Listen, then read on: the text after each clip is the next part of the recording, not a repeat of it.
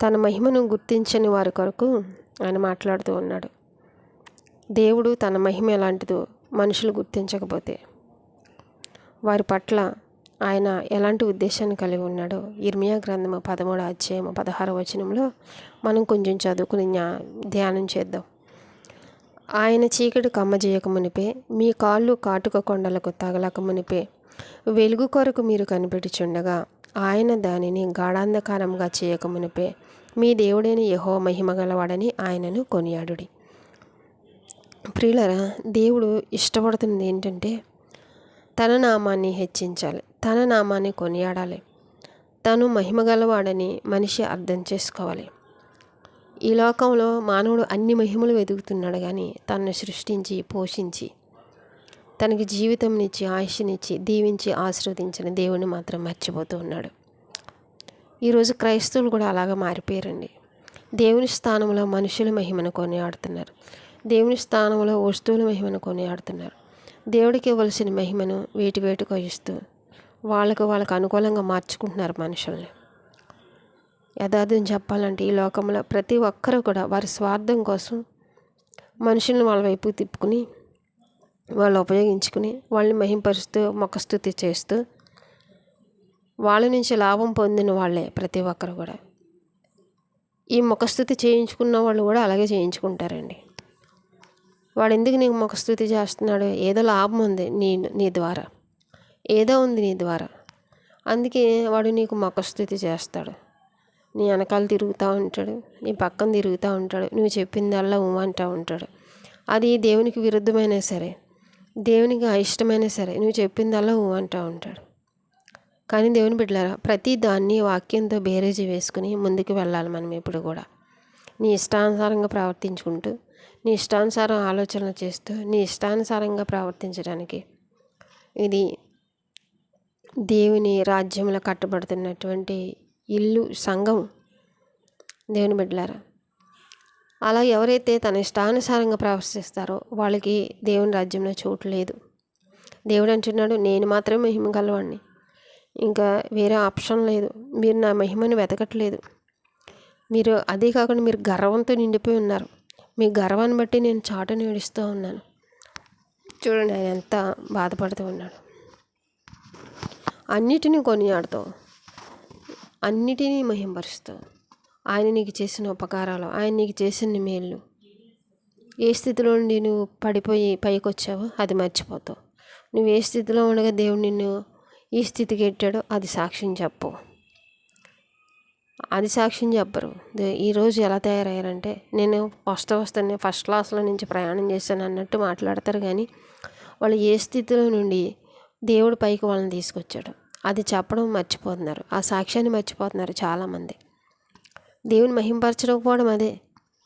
దేవుడు నిన్ను ఏ పాపం నుండి, నీవు ఏ చీకటిలో నుండి నిన్ను వెలుగులోకి రప్పించాడు, ఏ పాపం నుండి నిన్ను దులిపేసి ఆ పాపాన్ని అంతటినీ నిన్ను పరిశుద్ధపరిచి తన రక్తంతో కడిగి నిన్ను వేరుపరిచాడు లోకం నుంచి. ఆలోచించావు ఎప్పుడైనా? అది మర్చిపోతారు. ఆయన మహిమ గలవాడని నువ్వు నిరూపించాలి అంటే నీ జీవితాన్ని ఆయన ఎలా మార్చాడు, ఇదివరకు నీ జీవితం ఎలా ఉంది, ఇప్పుడు నీ జీవితం ఎలా ఉంది, అది వివరించి చెప్తే ఆయన ఎంత మహిమ గలవాడు, ఆయన వాక్యం ఎంత మహిమ గలదో, ఆయన ఎంతలాగా నీ జీవితాన్ని మార్చి లోకానికి నిలబెట్టాడు అర్థమవుతుంది దేవుని బిడ్డలారు. కానీ చాలామంది ఇప్పుడు సేవకులు అనేసరికి వాళ్ళ ఊహలే వేరేగా ఉంటున్నాయి. వాళ్ళు సేవకుడు అనేటప్పటికీ ఒక కారు, ఒక టిప్ టాప్గా ఉండి వెనకాల ఒక నలుగురు వస్తే సేవకుడు అనుకుంటున్నారు. కానీ ఆత్మల కొరకు ప్రయాసపడి, ఆత్మల కొరకు కన్నీరు కార్చి, సరైన వస్త్రములు లేక, సరైన సదుపాయాలు లేక ఎంతోమంది సేవ చేస్తున్నారు. అలాంటి వాళ్ళని ఎవరు కూడా పట్టించుకోరు. డూప్లికేట్ని పట్టించుకుంటారు అందరూ కూడా. లోకమే ఎలా ఉందండి, వీళ్ళు పొగుడుతూ ఉంటారు అలాంటి వాళ్ళని. దేవుడు అంటున్నాడు, నువ్వు పొగడం ఆపి నువ్వు నన్ను మహిమగలవు, నన్ను పొగుడు. నువ్వు వస్తువులను పొగడము, మనుషులను పొగడము, దేవాలయాలను పొగడము, ఎవరో చెప్పిందని పొగడడం ఆపేసి నేనే నిజమైన దేవుణ్ణి, నేనే నిజమైన తండ్రిని, నేను మహిమ గలవాడనని నన్ను కొనియాడండి. బుద్ధిహీనులారని దేవుడు చెప్తా ఉన్నాడు. అంతేకాదు మీ గర్వాన్ని బట్టి నేను ఏడుస్తున్నాను అని ఆయన చెప్తా ఉన్నాడు. మన గర్వాన్ని బట్టి చాటును ఏడుస్తున్నాడని బైబిల్ గ్రంథంలో రాయబడి ఉంది. ఈ మంద చెదిరిపోతూ ఉంటే, ఈ మంద పట్టబడి ఉంటే నా నేత్రములు బహుగా వలపోయిచు కన్నీరు విడిచుచు నుండును.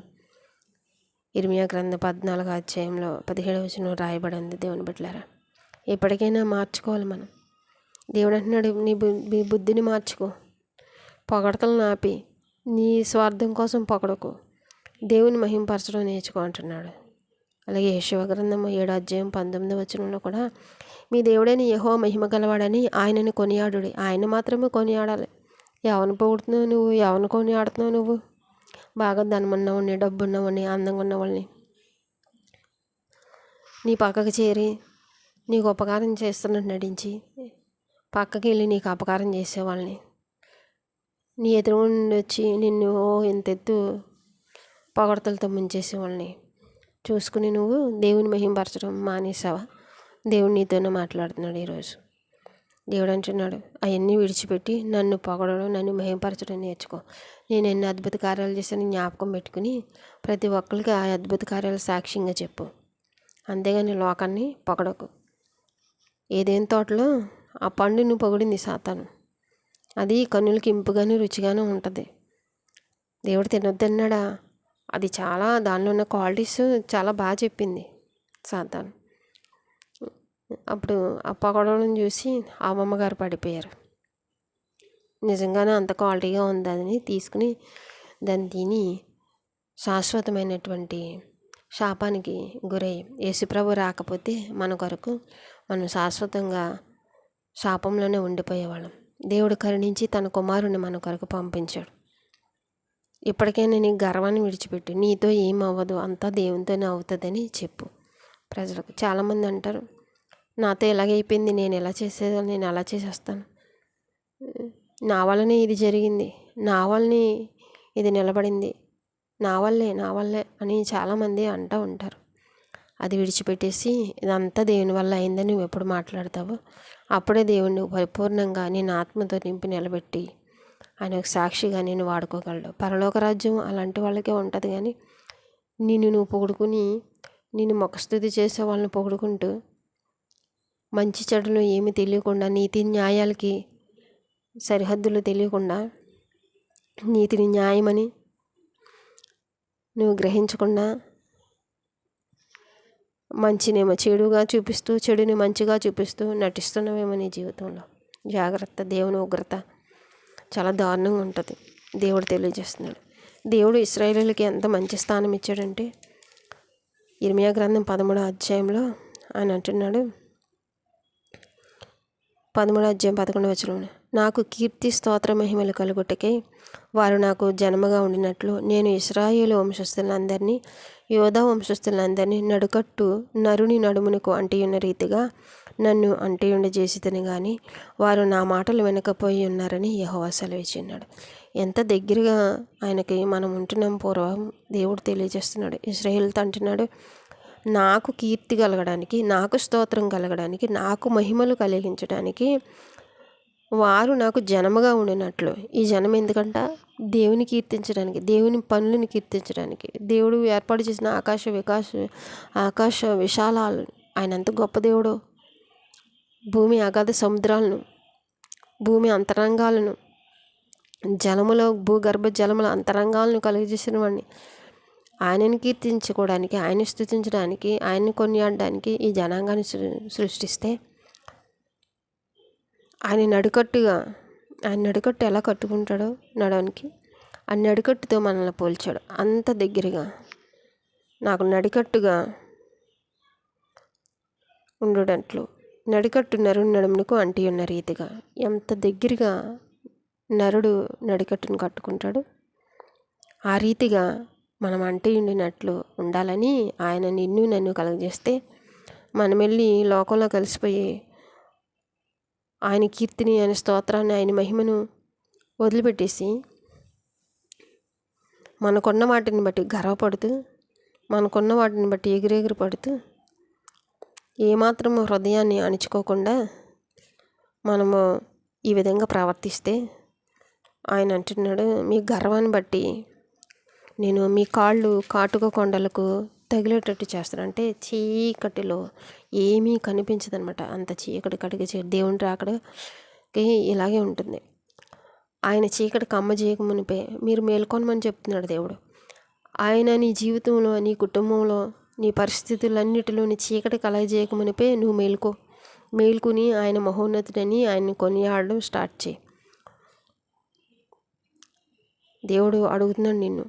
నువ్వు వెలుగు కొరకు కనిపెడతావు. ఏదో మంచి జరగాలి, నాకు వెలుగు రావాలని కనిపెడతావు. ఆయన దాన్ని ఎలా టర్న్ చేస్తున్నాడంట, గాఢాంధకారముగా టర్న్ చేసి తిప్పేస్తున్నాడు. అది నీకు యాక్చువల్గా వెలుగే రావాలి.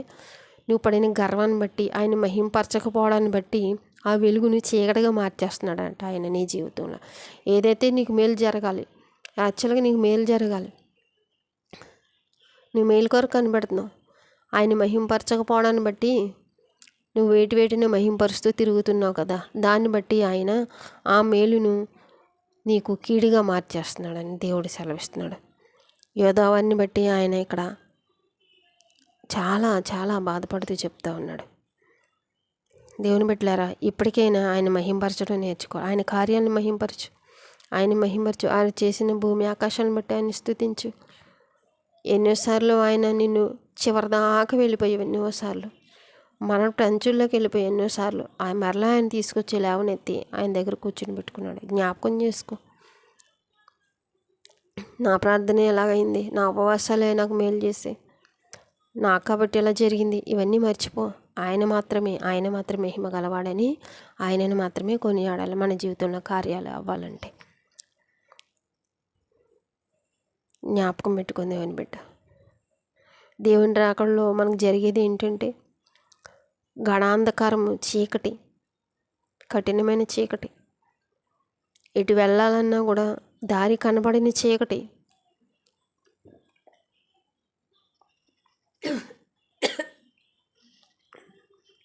అలాంటి చీకటిలో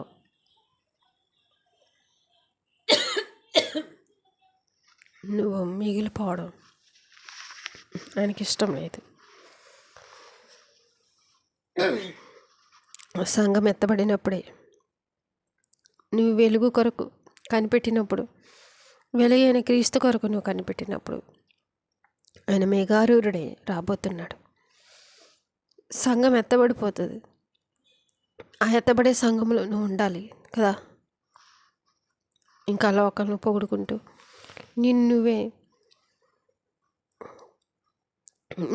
నీకు నువ్వే పొగుడుకుంటూ వెలుగైన తండ్రిని, దేవుణ్ణి, వెలుగైన యేసయ్యను మర్చిపోయి, ఆయన వెంబడించడం మర్చిపోయి, ఆయనకు లోబడ్డం మర్చిపోయి, నీకు నువ్వే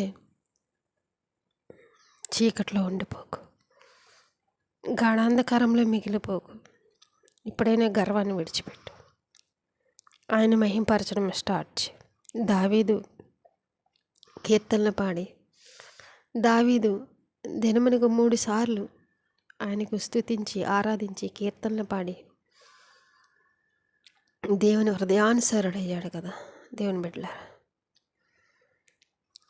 ఇర్మియా, దానియేలు, ఈ ప్రవక్తలందరూ కూడా దేవుణ్ణి మహింపరిచారు కదా. తన మహిమ కన్నా దేవుని మహిమని ఎక్కువ వెతికారు కదా. యేసుక్రీస్తు ప్రభు గారు ఆయన కూడా చెప్తా ఉన్నారు, నా తండ్రి మహిమను నేను వెతకడానికి వచ్చాను. నా తండ్రి మహింపరచబడాలి, నేను కాదు, నా తండ్రి సమస్త మహిమకు అని ప్రభువారు కూడా అన్నారు కదా. దేవుని బిడ్డలారా, ఆయన మహింపరచడం మర్చిపోవద్దు. మీ మహిమను కాదు, దేవుని మహిమని వెంటాడండి అని దేవుని వాక్యం చెప్తూ ఉంది. దేవుని మహిమను వెతకండి, దేవుని మహిమని వెంటాడండి.